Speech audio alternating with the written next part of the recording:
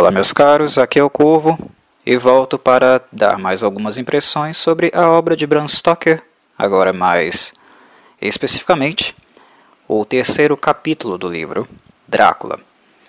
Para quem ainda não teve a oportunidade de contemplar, ler um pouquinho a obra e ver mais de perto realmente a qualidade da escrita do Bram Stoker, a possibilidade de fazê-lo é o Clube do Livro, link na descrição, onde além disso, de ter contato com esse trecho da obra, nós também discutimos ela um pouco, eu e os colegas, quando é de nosso interesse.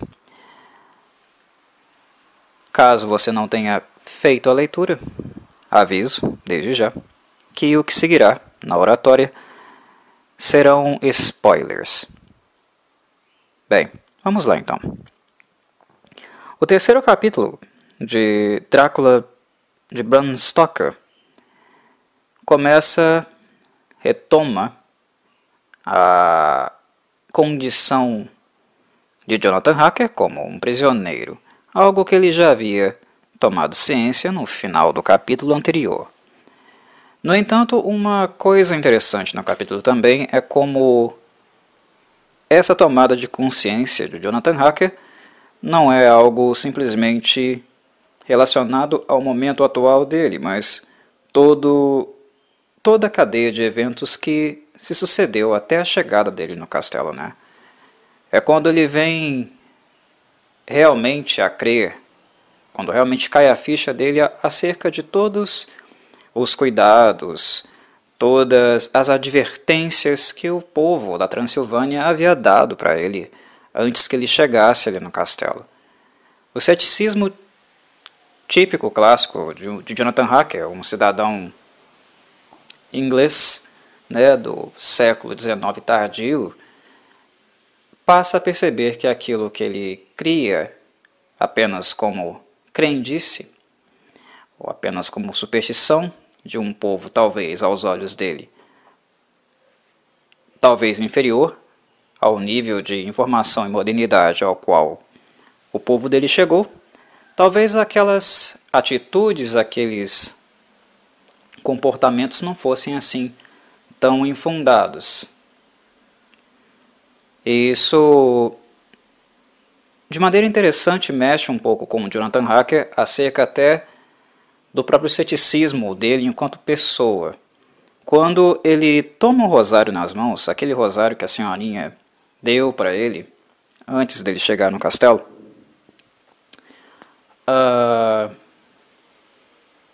nós vemos em Jonathan Harker ali um sujeito que várias de suas certezas entraram em conflito, né? E é um momento bastante delicado para aquelas pessoas que possuem visões muito fechadas de mundo ou acreditam que acerca de algum tema ou noção, julgamento que se tem a respeito de alguma coisa, quando essas certezas se tornam questionáveis, perde-se o chão, perde-se além da segurança e um rumo, né? Uma visão, um senso de futuro, de sentido, perde-se o chão, fica-se desnorteado, né? O que para Jonathan Harker, em virtude de tudo que ele já presenciou até aqui, descobriu até aqui, não é pouco, né? Ele está trancafiado, ele basicamente não tem condições de se defender de qualquer tipo de ameaça ou possibilidade de ataque que ele possa sofrer. Agora cheio de dúvidas a respeito do que realmente acreditar e incerto do que está por vir. Uma condição bastante delicada para Jonathan Harker. Mas ele não tem opção. Opção a não ser seguir os ditames, as recomendações do conde e ali ficar com ele pelo tempo que ele desejar. Que é algo que inclusive o conde faz neste capítulo, né? Anunciando a Harker que ele ficará mais um tempo com ele, que quando ele fez o contrato com Peter Hawkins, com o patrão de Jonathan Hacker, ele deixou bastante claro e também fez digamos, ele fez um investimento muito generoso, né, ele mesmo diz, monetário, para que o encarregado que fosse enviado a ele, o advogado em questão, Jonathan Hacker, ficasse a seu dispor pelo tempo que ele precisasse. Algo que, claro, não foi dito a Jonathan Hacker. Qual patrão daria detalhes a respeito disso, né? É um pouco de ingenuidade. Mas ele descobre. Ele descobre que Peter Hawkins sabia disso, mas convenientemente não disse a ele. Como um advogado recém-formado, né? Na verdade recém-promovido, né? Ele era apenas um assistente, agora ele realmente é visto como um profissional em início de carreira. Jonathan Hacker, é claro que ele tem preocupações, né, a respeito da sua reputação, né, que pode ser destruída, né. Então, como um profissional de início de carreira, ele ainda tem que engolir vários sapos. E não contestar o cônjuge, além de algo que não é muito possível, digamos, fisicamente, né, ele não pode simplesmente levantar-se e ir embora. Também, do ponto de vista profissional, é algo que preocupa Jonathan Hacker, né? Porque, embora desconfortável ele esteja, a reputação dele também está em jogo caso ele contrarie, né, as recomendações e os desejos do conde. Isso pode destruir a carreira dele também. Então, meus caros, Jonathan Hacker está numa verdadeira sinuca de bico. Ele não tem muito o que fazer, né? Se correr o bicho pega, se ficar o bicho, enfim. Um momento interessante do capítulo também é o qual Jonathan Hacker se coloca na posição de ouvinte e não tanto de comunicador do conde. Os capítulos anteriores tiveram um movimento, uma narrativa muito mais relacionada ao conde querendo coletar informações, saber de coisas, ou até mesmo ter uma percepção um pouco mais ampliada, mais refinada do que é ser inglês, né? Algo que ele almeja por um tempo, visto que ele está comprando lá, né, o seu loteamento, a sua propriedade em Londres. Nesse capítulo, por alguns instantes, por alguns parágrafos, essa lógica, esse funcionamento é invertido e o conde passa a ser quem informa, quem leciona, quem ensina sobre a Transilvânia, sobre o próprio povo dele, sobre os Dracul, né? E algo que é bastante interessante nessa narrativa do conde é justamente a eloquência dele, como ele fala apaixonadamente das conquistas, dos momentos históricos, das guerras pelos quais o seu povo, né, os seus descendentes passaram. E por mais que sejam capítulos sanguinários, né, verdadeiros genocídios que foram praticados pelo seu povo, né, pelo barbarismo do seu povo, é claro e notório que ele não tem nenhum detrimento, nenhum receio moral ou qualquer preocupação no sentido moral do julgamento de Jonathan Hacker acerca dos feitos do povo dele ou dos próprios atos dele, né? É sempre válido lembrar que Bram Stoker se inspirou na figura, né, do mundialmente conhecido, né, Philippe Cole, por causa da barbárie que ele cometeu, mas ele se baseou realmente, né, no Vlad Tepes, o empalador, né, um sujeito genocida, extremamente cruel. E quando essa inspiração é transferida para o personagem, para a personagem fictícia, né, a caricatura do Vlad Tepes, que o Bram Stoker cria e amplia no âmbito do vampirismo, toda a paixão, né, o prazer pelo sangue, pela matança, continua na personagem. E ela é romantizada também, né?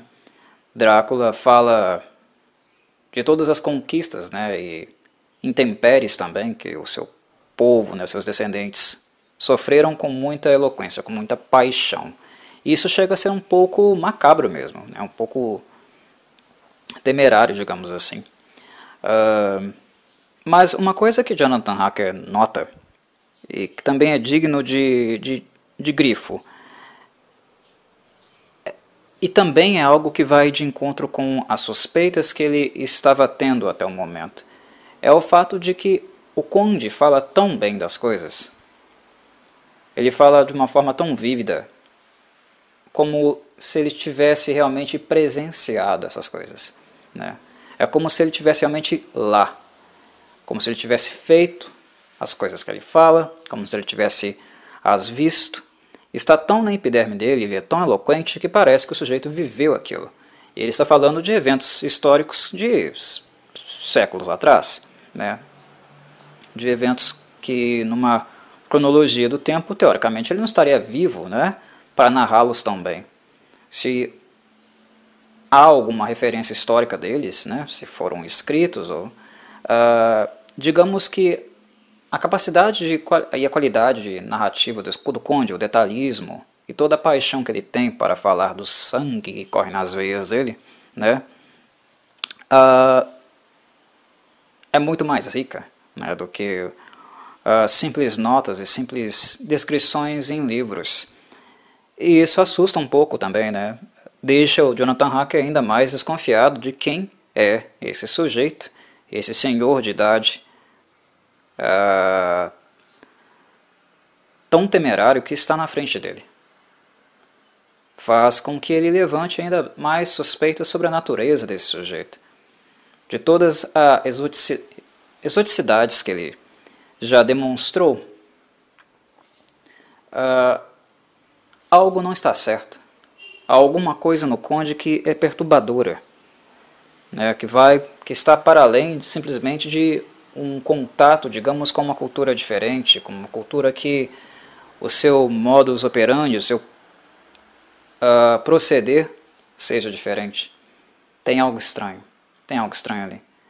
E isso, cada vez mais, deixa Jonathan Harker numa situação de desespero, numa sensação de impotência e sem o norte realmente do que fazer, a não ser continuar sendo realmente um escravo dos desejos do Conde, que é o que fica claro, pelo menos, né, até aquele momento, que é o que ele realmente deseja. Ele quer manter Jonathan Harker ali. Ele tem algum plano para Jonathan Harker. E talvez planos ainda mais ousados e não tão claros assim para o próprio Jonathan. São coisas que ele pode também naquele momento, a partir daquele ponto da história, começar a indagar. Às vezes o Conde parece colocar em Jonathan Harker um valor muito grande, um valor que não necessariamente ele tem, que não necessariamente condiz com a realidade. Isso não quer dizer que Jonathan Harker não seja um advogado competente, valoroso, que seu trabalho não seja bom, mas percebe-se ali uma expectativa um pouco acima do normal, um interesse talvez não muito claro do Conde acerca de sua pessoa, e que ele também não deixa transparecer tanto assim o que seria. O Conde é dissimulado. Ele evita passar informações, embora ele fracasse miseravelmente naquelas que ele não tem necessariamente um controle, né, por causa da natureza medonha, peçonhenta que ele tem. Mas aquilo que diz respeito aos seus planos, ele de certa forma é bastante discreto. E essa discrição também se expressa quando ele está conversando com Jonathan Harker acerca de advogados, qual seria a melhor forma de proceder, se seria interessante trabalhar com mais de um advogados diferentes para cada tipo de assunto. O Conde é um camaleão. Ele é um camaleão. Ele pretende ser um camaleão. Também em Londres. Ele quer discrição. E a preocupação dele é tão zelosa, é tão recorrente e tão enfática, Ele pensa de forma tão metódica e estratégica que isso levanta suspeitas. Afinal, o que esse sujeito realmente quer? O que é que esse cara está querendo? E por que Jonathan Hacker é assim tão importante nesse processo? Porque, de certa forma, o Conde o vê com bons olhos. Ele enxerga em Jonathan Hacker uma figura importante. Alguém que aparenta ter uma função para além do que ele próprio acredita ter. Pelo menos são essas sensações que o texto transmite. E que estou tentando deixar um pouco claro aqui. Não sei se são as mesmas de vocês. Mas falando em Camaleão, depois da impressão que Jonathan Hacker tem, né, de estar lendo um conto ou vivendo um conto das Mil e Uma Noites, que sempre terminam quando o galo canta, algo bem esquisito também, né, bem exótico na figura do Conde. Ele se isola, ele desaparece no chegar da aurora.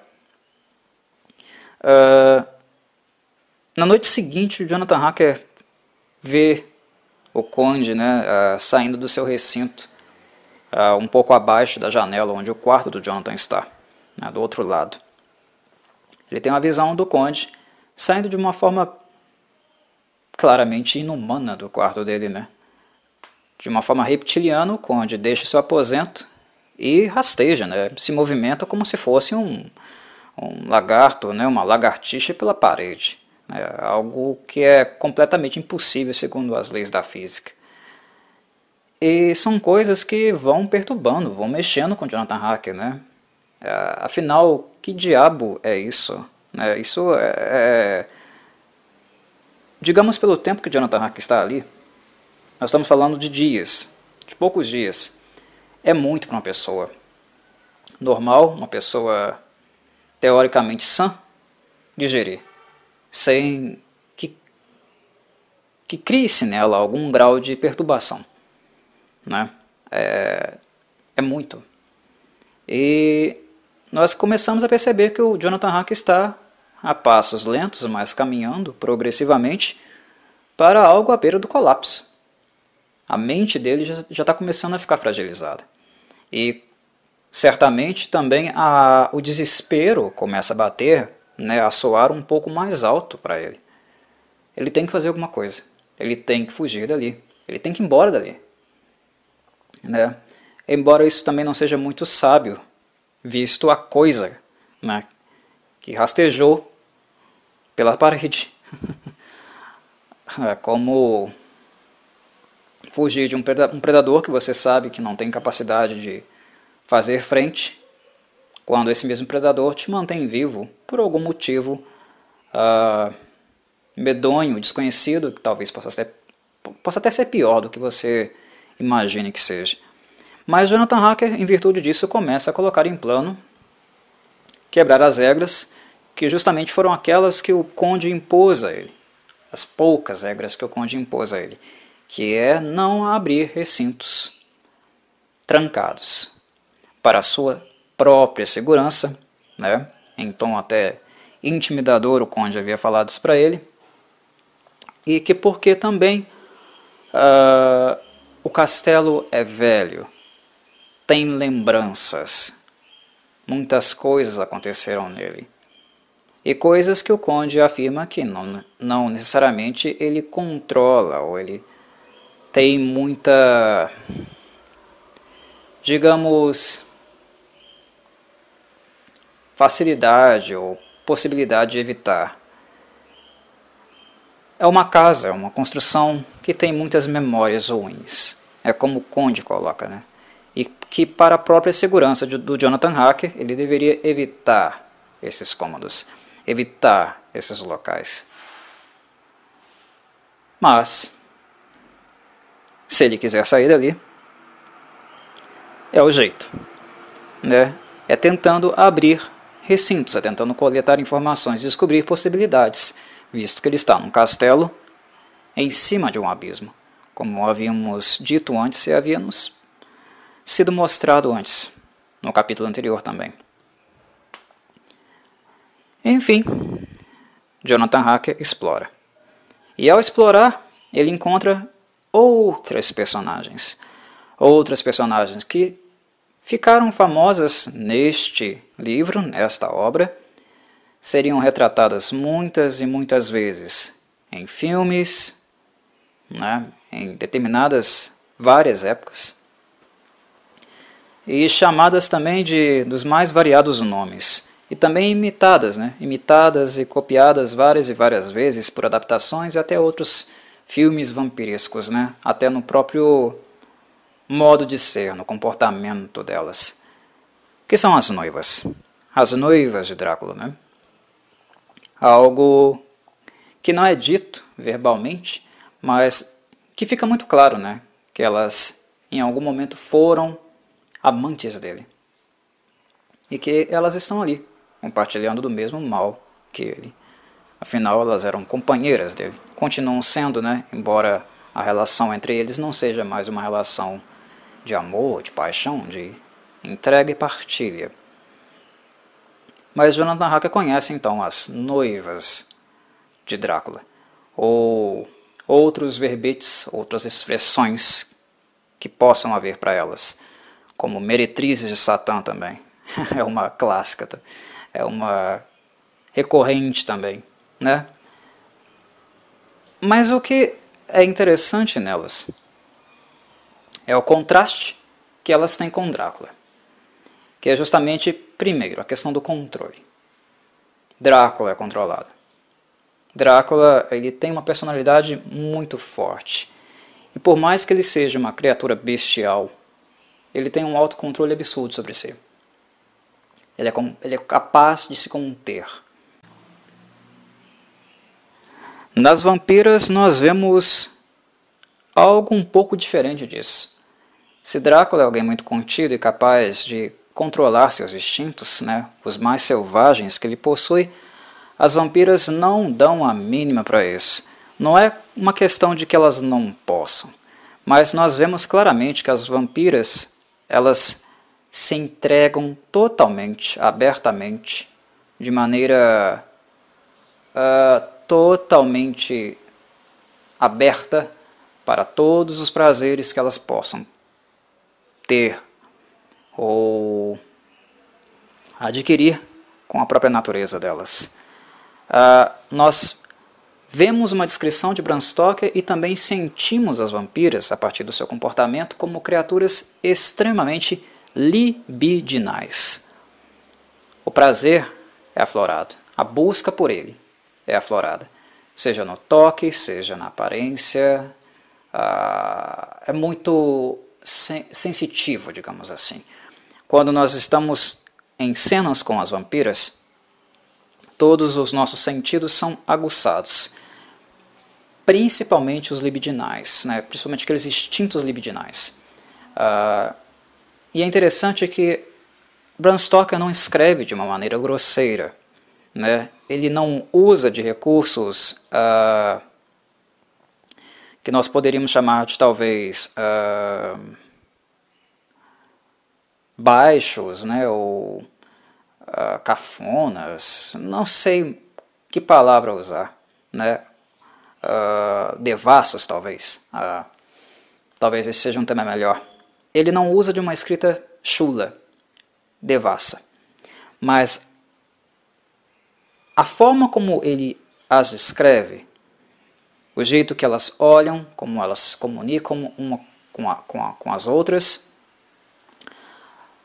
a aparência delas, tom de pele, cor dos lábios, exposição dos dentes, a forma como elas se dirigem e avançam para Jonathan Harker é extremamente libidinal. É sensual, né? E essa atração, essa capacidade de mesmerismo, de hipnose libidinal que elas são capazes de despertar, é um traço marcante da escrita do Bram Stoker. Ele faz isso sem apelar. Elas são extremamente sensuais, extremamente sexys. E, inclusive, é algo que o próprio Jonathan Harker não é capaz, inicialmente, de conter. Ele até sente-se um pouco culpado, né, por se sentir atraído por elas, né, pela forma como elas se apresentam para ele. E até fala que depois ele teria que dar um jeito de ocultar isso do diário para que, se algum dia Mina, né, a noiva dele, entrasse em contato com essas escritas, para que isso não a machucasse de alguma forma. Mas Jonathan Hacker caiu a casa para ele ali, né? A castidade dele, né? Ou não digamos a castidade, né? Não seria um termo adequado, mas a fidelidade dele, né, para com Mina caiu por terra ali. Há algo nelas que ele não pode resistir. Ele já percebeu que ele não dará conta de resistir. E não é algo simplesmente do carnal, não. Há um elemento nelas, há alguma coisa nelas que é diferente, que ele não pode conter, que o impressiona e o perturba, e até mesmo, digamos que é uma força capaz de escravizá-lo. Esse controle mental, esses avanços, essa dominação do masculino, né?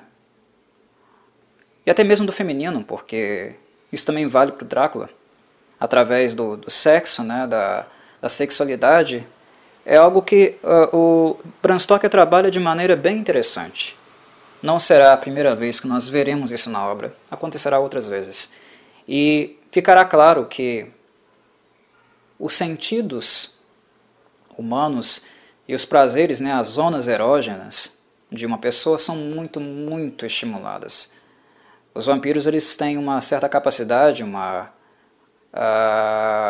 facilidade em brincar, em manipular as nossas emoções, as nossas sensações para o seu bel prazer, né? E era exatamente o que as vampiras estavam fazendo ali, né, com seus lábios vermelhos e seus dentes pontudos e brancos. Mas o conde chega, né? E para reafirmar um outro contraste, as vampiras não dão a mínima para o Jonathan Hacker. Eles seriam um brinquedinho, né, por algum tempo para elas. Elas iriam matar uma sede que elas têm, que é de atenção, de ser amadas, algo que o conde não dá mais a elas. O conde as despreza, as vê como criaturas, não como mulheres mais, não como companheiras. Isso fica um pouco claro no embate, né? No momento de clara tensão que existe entre eles, né, no diálogo, quando ele entra na sala e a surpreende avançando acima, né, para cima do Jonathan Hacker. Nós percebemos que há uma diferença também de bússola, né, de visão. O conde preserva Jonathan Hacker. Ele não é apenas seu carrasco ali, ele não é apenas o seu antagonista, mas ele também é seu guardião. É um paradoxo, claro, né? Porque o Jonathan Hacker é cativo, é prisioneiro dele, mas ele também é seu guardião no sentido da defesa. Ele está preso, mas é cuidado. E é algo que Jonathan Hacker percebe, que o conde, de todas as coisas do castelo, de todas as possíveis coisas que existem ali, o conde é, sem dúvida, para ele no caso, né? Para outras pessoas é uma outra história. Mas pelo menos para ele é o pior dos horrores. O conde é o pior dos horrores. Com as vampiras, com as noivas, ele conhece e se dá conta disso. Para fechar o capítulo, né, e uma frase muito marcante, é a afirmação de que o conde não é alguém capaz de amar. As vampiras fazem isso, né, em claro movimento de ressentimento por ele. Como eu havia dito, ele não as toma mais. Ele não as ama mais. Ele não faz mais amor com elas. Ele apenas as mantém. É como se fosse um contrato familiar, né, uma coisa mais voltada aos costumes do que propriamente à afetividade. Mas o conde já esteve com elas. Ele as relembra disso, que em algum momento ele tentou, pelo menos, ou fez um movimento de amar, de tentar amá-las. que embora esse sentimento não exista mais, se é que ele já existiu em algum momento, que ele tentou, que ele é capaz sim de amar, e que ele irá provar isso, que ele voltará a amar. Essa é uma frase, é uma colocação muito importante que o Conde faz nesse momento. Não é gratuita. Pela primeira vez no texto, nós estamos entrando em contato com uma motivação muito forte do Conde e que ele deixa escapar claramente.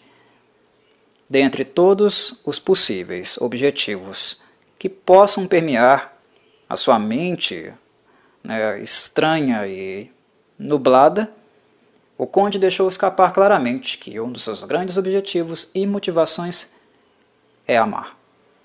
Ele quer amar de novo. Algo que ele não consegue e não conseguiu com elas. Mas quem? Essa é a pergunta. Como e quem? Veremos no decorrer da obra. Veremos no que acontecer a seguir. Um abraço, meus caros.